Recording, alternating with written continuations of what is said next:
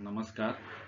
Historica channel के study tour में आप लोगों का एक बार पुनः मैं स्वागत करता हूं। शिक्षार्थियों, आज का जो टॉपिक है क्लास 12th की हिस्ट्री की फर्स्ट बुक में थर्ड चैप्टर बंधुत्व, जाति तथा वर्ग, आरंभिक समाज। इसका लेक्चर इसके पहले वाले वीडियो में आप लोगों को मिल चुका है। आज हम इस चैप्टर पर आधारित प्रश्नों के उत्तर की चर्चा करेंगे कि किस तरह के प्रश्न आपके परीक्षा में बन सकते हैं। इसमें लघु एवं दीर्घ उत्तरी दोनों प्रकार के प्रश्नों का संकलन है। चैप्टर का इंग्लिश में नाम है किनशिप, कास्ट एंड क्लास। इस चैप्टर में 600 BC से लेकर के 600 AD तक का भारत का प्राचीन इतिहास है। कुल 1200 वर्षों के सामाजिक ताने बाने का हम लोग इस चैप्टर के प्रश्नों के उत्तर के माध्यम से समझने का प्रयास करेंगे। और जितना भी आपको इस प्रश्न उत्तर के कंटेंट में चीजें मिलेंगी वो ज्यादातर महाभारत पर आधारित है। इस समय महाभारत का सीरियल दूरदर्शन पर आ भी रहा है। आप लोग उसको देख करके वहां से भी बहुत सारी चीजें जान सकते हैं। लेकिन आप लोगों को एक बात बता दें कि इस चैप्टर में महाभारत की कहानी का प्रसंग है, ना कि महाभारत का पूरी तरह से वर्णन किया गया है। चलिए प्रश्नों की तरफ चलते हैं। उत्तर की कड़ी शुरू करने से पहले मैं आप लोगों से निवेदन करूंगा कि आप लोग जब भी कंटेंट को देखें तो शुरू से लेकर के अंत तक देखें। अगर आप बीच में देख रहे हैं तो इससे बहुत सारी चीजें आपकी छूट जाती हैं, जिससे कि तारतम्य बिगड़ जाता है। और दूसरी बात, अगर आप लोगों ने चैनल अभी तक सब्सक्राइब ना किया हो तो कृपया सब्सक्राइब कर लें और बेल आइकन दबा लें, जिससे आपको नए नोटिफिकेशन मिलते रहें। पहला प्रश्न है, 6ठी शताब्दी ईसा पूर्व से 6ठी शताब्दी ईस्वी तक को प्रारंभिक भारतीय इतिहास में एक महत्वपूर्ण काल क्यों माना जाता है? तो यह जो समय है 1200 वर्षों का, इसको क्यों महत्वपूर्ण काल के रूप में देखा जाता है? आइए हम देखते हैं वजह क्या है इसकी। हड़प्पा सभ्यता के पतन के पश्चात इस काल में बहुत से आर्थिक, राजनीतिक और सामाजिक परिवर्तन देखने को मिलते हैं। इस काल के आरंभिक समय को आरंभिक राज्यों के उदय, लोहे के बढ़ते प्रयोग, नगरों और सिक्कों के विकास के साथ जोड़ा जाता है। समय के साथ यह बड़े साम्राज्य के रूप में विकसित हुए। इसी काल में बौद्ध व जैन धर्म तथा अन्य दार्शनिक विचारधाराओं का उदय और विकास हुआ। मंदिरों का निर्माण और कर्मकांडीय क्रियाकलापों पर जोर दिया गया। शासकों द्वारा किसानों, व्यापारियों और शिल्पकारों, अन्य लोगों से कर तथा भेंट वसूलना, जिससे अस्थायी सेना का रखरखाव और नौकरशाही वर्ग को वेतन और विशाल राजतंत्रों का उदय सुनिश्चित हुआ। कृषि क्षेत्र में संसाधनों पर नियंत्रण और धन इकट्ठा करने के लिए जनपदों और महाजनपदों का आपसी युद्ध। आरंभ में जनपदों का उदय हुआ जो किसी राजा द्वारा शासित होते थे। धीरे धीरे संसाधनों और युद्धों के द्वारा अधिक शक्तिशाली और क्षेत्रफल में बड़े बदलाव के आधार पर उन्हें महाजनपद कहा जाने लगा। यही महाजनपद युद्धों द्वारा क्षेत्रफल और जनसंख्या में वृद्धि होने के कारण आगे चल करके बड़े साम्राज्य के रूप में सामने आए। ब्राह्मणों ने इसी काल में धर्मशास्त्रों की रचना संस्कृत में प्रारंभ की और इनमें शासकों सहित अन्य के लिए नियमों की रचना की। धर्मशास्त्रों के अनुसार समाज का नियमन और शासन संचालन सामान्यतया राजा जो होता था क्षत्रिय वर्ग से संबंधित होता था, यह परंपरा की शुरुआत की। समाज में संसाधनों तथा संपत्ति के असमान वितरण के कारण सामाजिक असमानताओं और विषमताओं का भी जन्म हुआ। इस कारण से छठी शताब्दी ईसा पूर्व तक के बीच के प्रारंभिक भारतीय इतिहास को समाज में एक महत्वपूर्ण काल के रूप में देखा जाता है।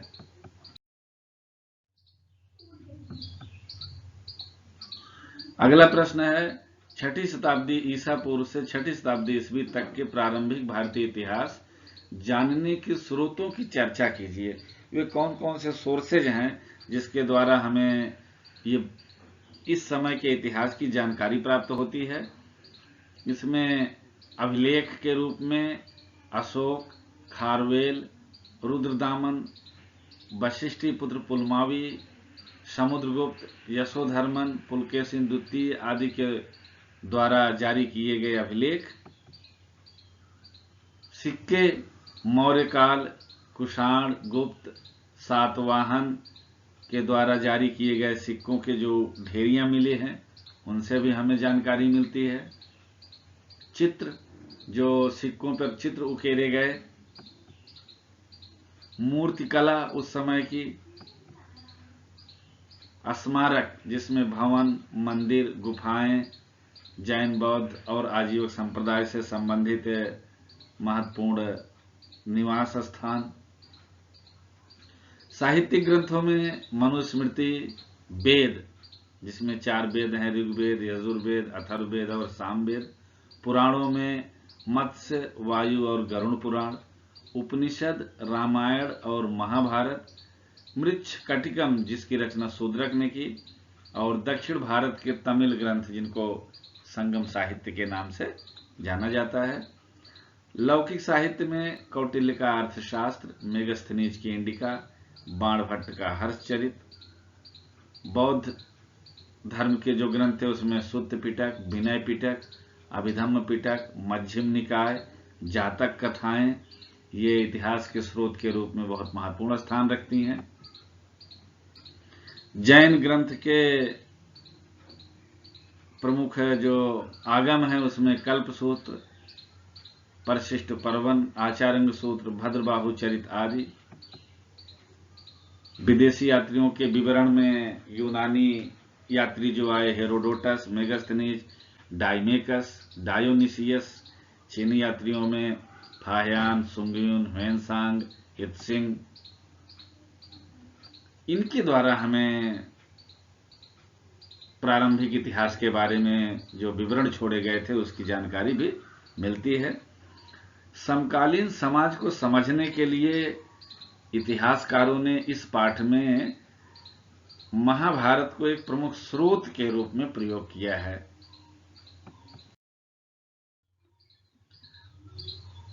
अब जो प्रश्न है वो महाभारत से ही संबंधित मिलेंगे। महाभारत का एक ऐतिहासिक ग्रंथ के रूप में मूल्यांकन कीजिए कि इसकी ऐतिहासिकता कहां तक प्रमाणित होती है। तो महाभारत को मूल रूप में संस्कृत में लिखा गया है, जो कि ये भारत की प्राचीन विद्वानों की भाषा थी। भाषा वेदों की अपेक्षा सरल व सुबोध है। इसको सामान्य जन जो संस्कृत जानते थे वो समझ सकते हैं। यह एक गतिशील ग्रंथ है, यानी कि इसकी रचना जो है ये काफी लंबे समय तक इसमें कुछ कुछ भाग जोड़ करके हुई है। इसकी अनेक पुनर्व्याख्याएं भी बाद में अस्तित्व में आई। इसके अनेक प्रसंगों को मूर्तिकला, नाट्यकला तथा नृत्य कला के रूप में आज भी हम मंदिरों में जो मूर्तियां स्थापित हैं देख सकते हैं। भारतीय संस्कृति तथा हिंदू धर्म के विकास का एक कालक्रम और लेखा जोखा प्रस्तुत करता है यह ग्रंथ। यह एक बहुआयामी ग्रंथ है, यानी कि इससे हमें सामाजिक, आर्थिक, राजनीतिक, सांस्कृतिक सभी प्रकार के उस समय के क्रियाकलापों का बृहद वर्णन मिलता है। और समाज के सभी अंग जैसे राजनीति, धर्म, दर्शन तथा आदर्श की झलक भी हमें महाभारत के माध्यम से मिलती है। इसमें युद्ध व शांति, सद्गुण दुर्गुण की व्याख्या भी की गई है और यह भारतीय सामाजिक इतिहास का एक महत्वपूर्ण स्रोत के रूप में भी जाना जाता है।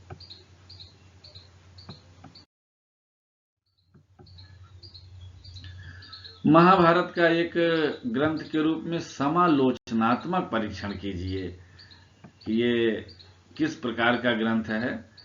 तो महाभारत समकालीन समाज को समझने के लिए इतिहासकार प्रायः साहित्यिक परंपराओं का उपयोग करते हैं। इसी संदर्भ में 1919 में प्रसिद्ध संस्कृत विद्वान V.S. सुथांकर के नेतृत्व में महाभारत का समालोचनात्मक संस्करण तैयार करने की परंपरा शुरू की गई। देश के विभिन्न भागों में लिखी गई महाभारत की संस्कृत पांडुलिपियों को एकत्र किया गया। इसके बाद सभी पांडुलिपियों में पाए गए श्लोकों की तुलना की गई और अंतरों को पाद टिप्पणियों परिशिष्टों के रूप में संकलित किया गया। इस परियोजना को पूरा करने में 47 वर्ष लगे और 1966 में बनकर यह तैयार हो पाया। जो परियोजना कार्य बनकर के तैयार हुई, इसमें लगभग 13,000 पृष्ठ थे। इस परियोजना से दो बातें स्पष्ट हुई। समूचे महाद्वीप की संस्कृत की पांडुलिपियों में कई पाठों के अनेक अंशों में समानता थी और दूसरा कि कुछ शताब्दियों के दौरान महाभारत के प्रेक्षण में अनेक क्षेत्रीय भेद या अंतर उभर आए थे।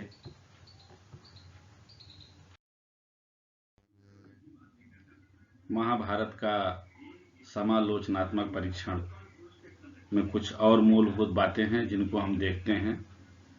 महाभारत को मूल रूप में संस्कृत में लिखा गया है। महाभारत में जिस संस्कृत का प्रयोग किया गया है वह भाषा वेदों की अपेक्षा सरल व सुबोध है, इसीलिए इसे अधिक ज्यादा संख्या में लोगों द्वारा संभवतः समझा जा सका। विश्व का सबसे बड़ा महाकाव्य है यह, क्योंकि इसकी विषय सामग्री बहुत विस्तृत है।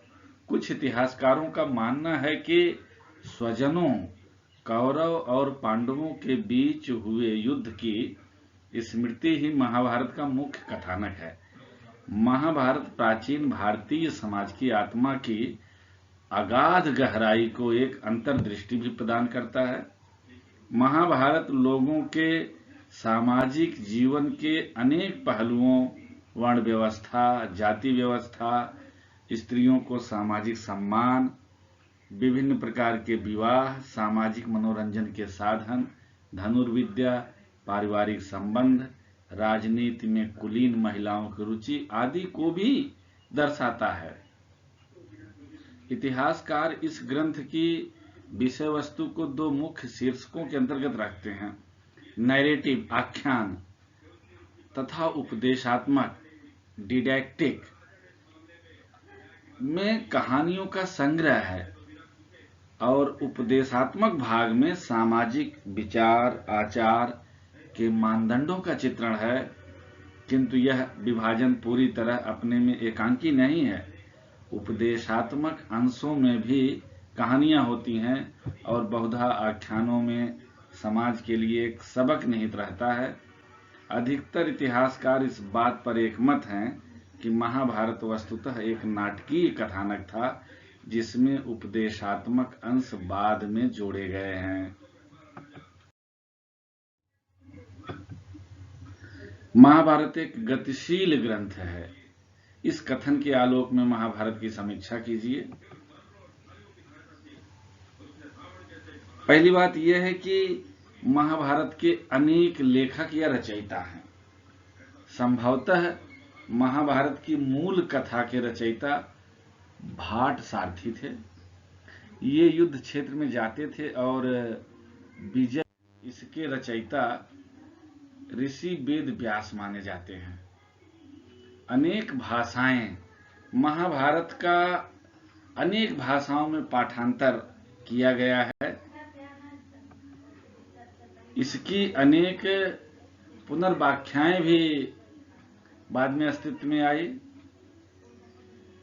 प्रारंभ में महाभारत में श्लोकों की संख्या 10,000 थी और यह बढ़ते बढ़ते 1,10,000 से ऊपर हो गई। महाभारत के अंतर्गत ही गीता का उपदेश भी है, जो कि 200 से 400 ईस्वी के मध्य मनुस्मृति से मिलते जुलते हैं और बृहद उपदेशात्मक प्रकरण गीता के पाठ के रूप में इसमें जोड़े गए। प्रारंभ में इसका नाम जय संहिता था, लेकिन जब इसमें श्लोकों की संख्या 1,00,000 के ऊपर हो गई तो इसको महाभारत का नाम दे दिया गया। महाभारत से सामाजिक, आर्थिक और महिलाओं के जीवन के गतिविधियों के विषय में क्या क्या जानकारी प्राप्त होती है। महाभारत की मुख्य कथा वस्तु पितृवंशिकता के आदर्श को मजबूत करती है। पितृवंशिकता का तात्पर्य यह है कि राजा की मृत्यु के बाद राजा का जो बड़ा पुत्र है वही राजा बनेगा, यानी कि वंश परंपरा को उसमें सुदृढ़ किया गया था, जिसमें पिता की मृत्यु के बाद पुत्र उसके संसाधनों पर अधिकार जमा सकते थे। पैतृक संसाधनों पर पुत्रियों का कोई अधिकार नहीं था। गोत्र से बाहर इनका विवाह करना अपेक्षित था। इसे बहिर्विवाह प्रथा कहते हैं। पुत्र जन्म के बाद उसको ज्यादा महत्वपूर्ण समझा जाता था। स्त्रियों का कर्तव्य उत्तम पुत्रों को जन्म देना था। समाज 4 वर्णों में बटा हुआ था। पितृवंशिकता को बहुत अधिक महत्व दिया गया था। पुत्रियों को पैतृक संसाधनों पर कोई अधिकार नहीं था। अगला प्रश्न है, क्या महाभारत एक सत्य घटना पर आधारित विषय है? उत्तर में देखते हैं क्या क्या बिंदु निकल करके आते हैं। महाभारत की कथा एक बहुत ही विशद वर्णन है, परंतु इतने पात्र होने पर भी कहीं भी त्रुटि नहीं दिखाई देती है। अनेक राजवंशों के नाम आज भी इतिहास में समान रूप से ही मिलते हैं। अनेक स्थानों के समान नाम भी मिलते हैं, जैसे हस्तिनापुर, कुरुक्षेत्र, विराट, गांधार। किसी भी घटना का वर्णन करते समय महर्षि वेदव्यास ग्रह और नक्षत्रों की आकाशीय स्थिति को भी बताते हैं। हस्तिनापुर, कुरुक्षेत्र और द्वारिका गुजरात में खुदाई के दौरान इनके पुरातात्विक प्रमाण भी मिल चुके हैं। इससे यह लगता है कि महाभारत की कथा एक सत्य घटना पर आधारित विषय है। अगला प्रश्न जो कि बहुत ही महत्वपूर्ण है कि विवाह के नियम से आप क्या समझते हैं? आपका क्या अभिप्राय है विवाह के नियम से? तो उस समय जो विवाह होते थे उसमें गोत्र के बाहर विवाह करना होता था, जिसको बहिर्विवाह कहा जाता था। विवाह कम उम्र में होता था। विवाह के पश्चात स्त्रियों को पिता का गोत्र छोड़ करके पति का गोत्र अपनाना पड़ता था। विवाह के 8 प्रकार मिलते हैं। मनुस्मृति में 8 प्रकार के विवाह का वर्णन ब्रह्म, दैव, प्रजापत्य, गंधर्व, आर्ष, असुर, राक्षस और पैशाच विवाह का जिक्र है। इसमें प्रथम 4 को उत्तम माना गया है और अंतिम 4 को निकृष्ट विवाह के रूप में स्वीकार किया गया है। पुत्र के जन्म को ज्यादा महत्वपूर्ण समझा जाता था और स्त्रियों का कर्तव्य उत्तम पुत्रों को जन्म देना होता था। विवाह का प्रमुख उद्देश्य उस समय यही था।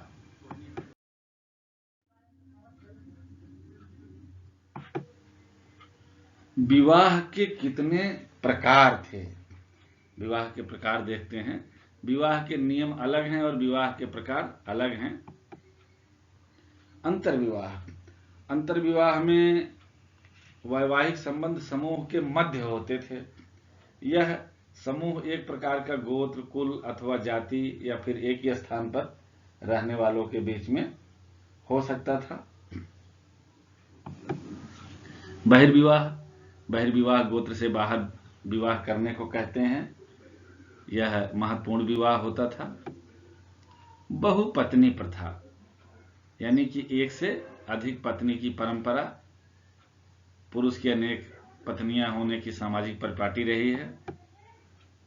बहुपति प्रथा।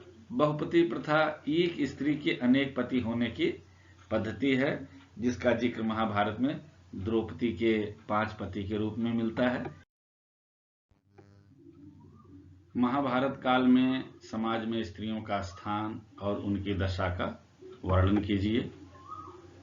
उत्तर में देखते हैं कि क्या क्या मुख्य बातें हो सकती हैं। स्त्रियों की दशा उस समय दयनीय थी। उदाहरण के रूप में युद्ध क्रीड़ा में द्रौपदी को हार जाना। द्रौपदी ने बड़े अच्छे प्रश्न किए हैं सभा में कि जो स्वयं अपने आप को हार जाता है, क्या उसे किसी दूसरे को हारने का अधिकार है? लेकिन उस समय स्त्री को एक वस्तु समझा जाता था, और गांधारी का आंखों पर पट्टी बांध करके रखना स्त्रियों के शोषण का प्रतीक है। समाज में पितृवंशिकता के कारण स्त्रियों को संसाधनों पर कोई नियंत्रण नहीं था, परंतु मनुस्मृति में स्त्रियों के लिए संपत्ति अर्जन के 6 तरीके बताए गए हैं। उस समय कम उम्र में विवाह हो जाता था। परिवार में स्त्रियों का गौड़ स्थान था। बहुपति व बहुपत्नी प्रथा का प्रचलन था। स्त्रियों को वस्तु के रूप में इस्तेमाल किया जाता था।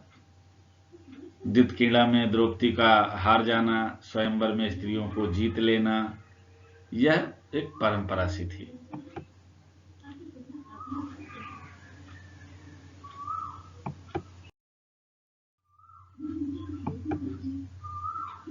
महाभारत काल में संपत्ति पर स्त्री और पुरुष के अधिकार किस प्रकार भिन्न भिन्न थे?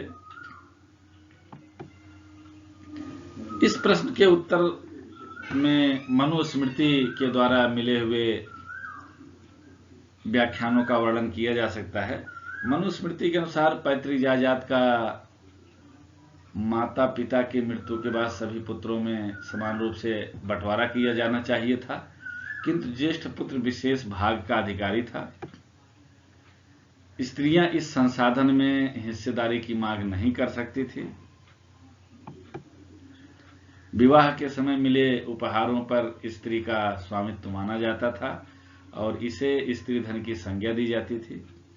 इस संपत्ति को उनकी संतान विरासत के रूप में प्राप्त कर सकती थी और इस पर उसके पति का कोई अधिकार नहीं होता था। स्त्रियों को पति की आज्ञा के विरुद्ध पारिवारिक संपत्ति अथवा स्वयं धन के गुप्त संचय के विरुद्ध भी चेतावनी दी जाती है। वो गुप्त धन संचय नहीं कर सकती।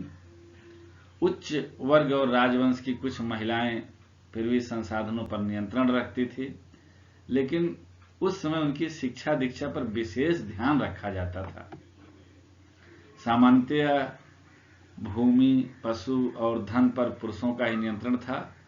दूसरे शब्दों में स्त्री और पुरुष के बीच सामाजिक संसाधनों पर उनके नियंत्रण में बहुत असमानता थी, क्योंकि स्त्री को स्वयं एक वस्तु समझा जाता था जिस पर पुरुष का नियंत्रण होता था।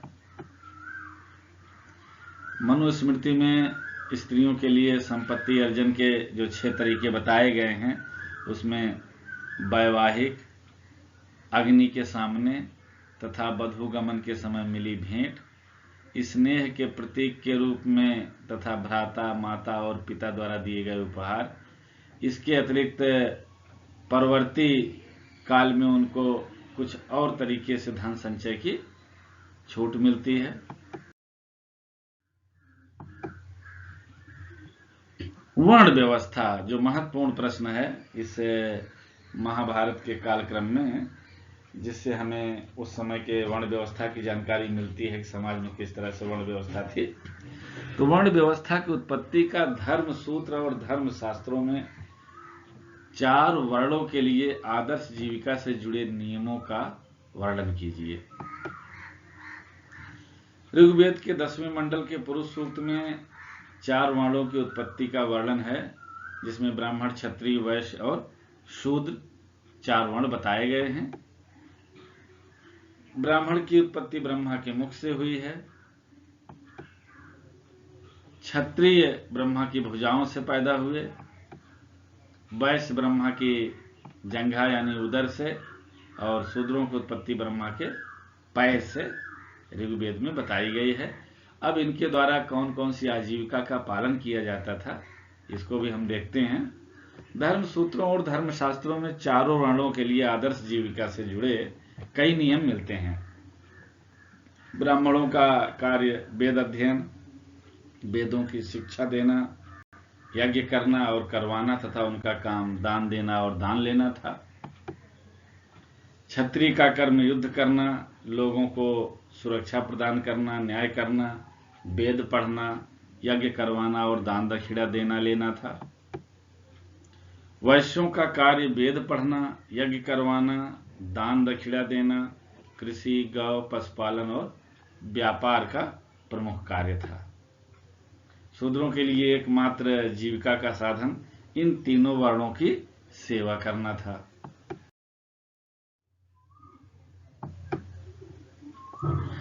आदर्श जीविका से जुड़े इन नियमों का पालन करवाने के लिए ब्राह्मणी व्यवस्था के अंतर्गत कौन कौन सी नीतियां अपनाई जाती थी। इसमें ब्राह्मणों ने बताया कि वर्ण व्यवस्था की उत्पत्ति एक दैवी व्यवस्था है, ये ईश्वर के बनाया गया एक विधान है। दूसरा, शासकों को उपदेश देते थे कि वह इस व्यवस्था के नियमों का अपने राज्यों में अनुपालन करवाने की कोशिश करें। तीसरा, लोगों को यह विश्वास दिलाने का प्रयत्न किया कि उनकी प्रतिष्ठा जन पर आधारित है। चौथा, इसके उल्लंघन करने वालों के लिए कठोर दंड का प्रावधान भी किया गया था।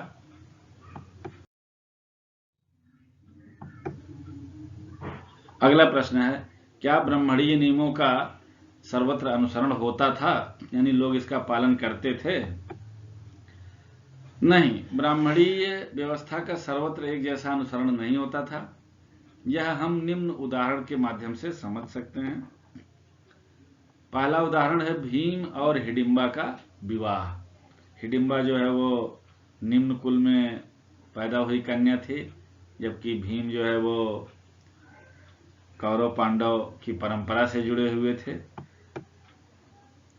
दूसरा, सातवाहन शासकों द्वारा अपने नाम को माता के गोत्र के रूप में स्वीकार करना, जैसे गौतमी पुत्र पुलमावी, वशिष्ठी पुत्र सातकर्णी इत्यादि। तीसरा, सातवाहन व गुप्त शासक क्षत्रिय वर्ग से संबंधित शासक नहीं थे।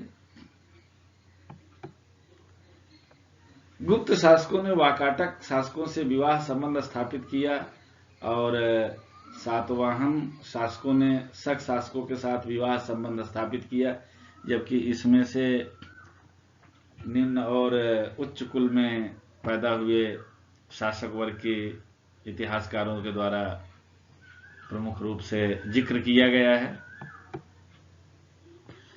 पांचवा, ब्राह्मण, वैश्य और क्षत्रिय वैश्य अथवा वणिक का उदाहरण ग्रंथों में देखने को मिलता है, यानी कि ब्राह्मण और क्षत्रिय भी वैश्य का काम करने लगे थे।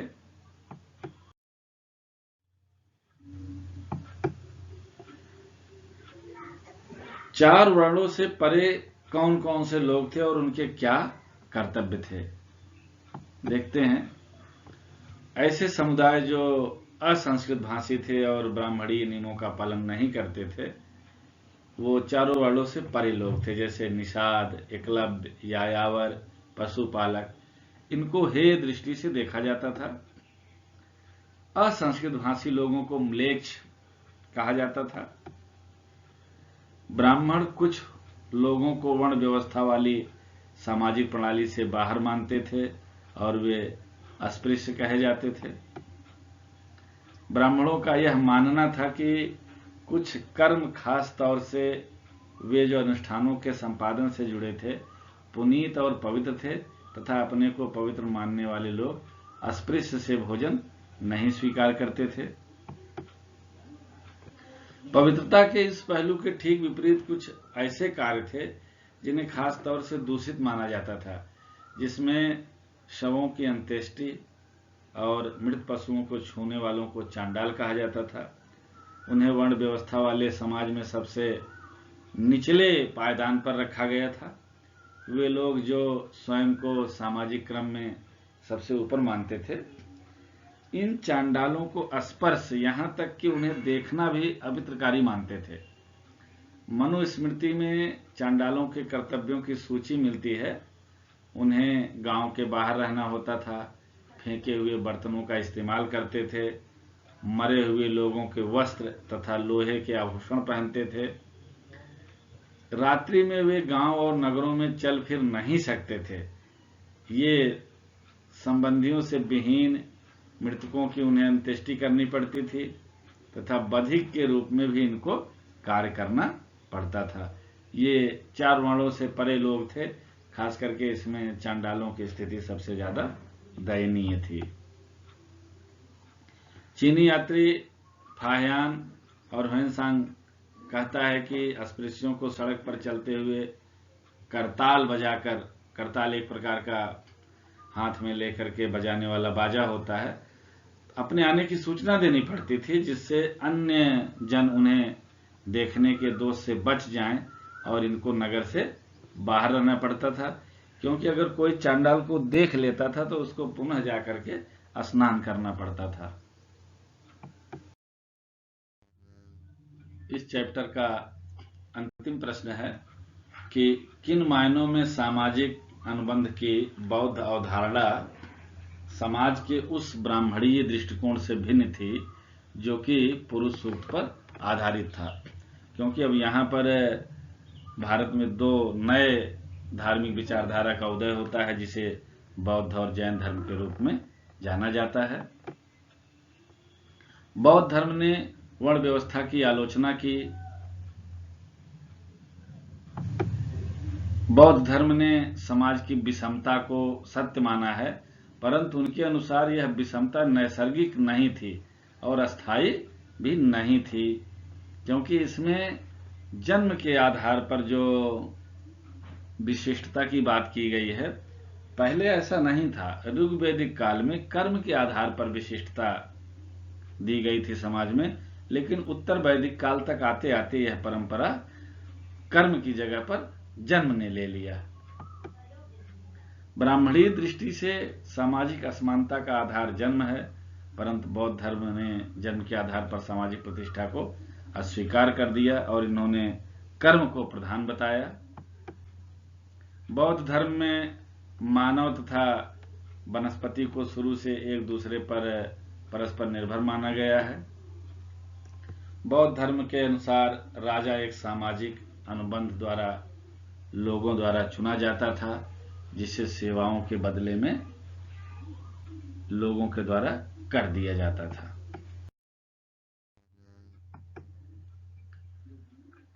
इस चैप्टर के प्रश्नों के उत्तर को तैयार करने में हमने एनसीईआरटी, प्रोफेसर बीबी लाल, विकिपीडिया और केवीएस के द्वारा तैयार किए गए स्टडी मटेरियल का सहयोग लिया है।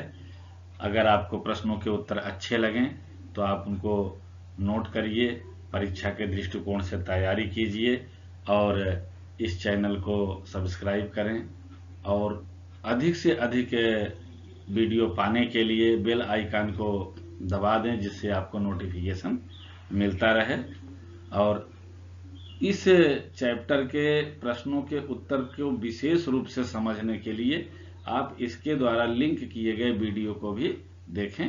धन्यवाद।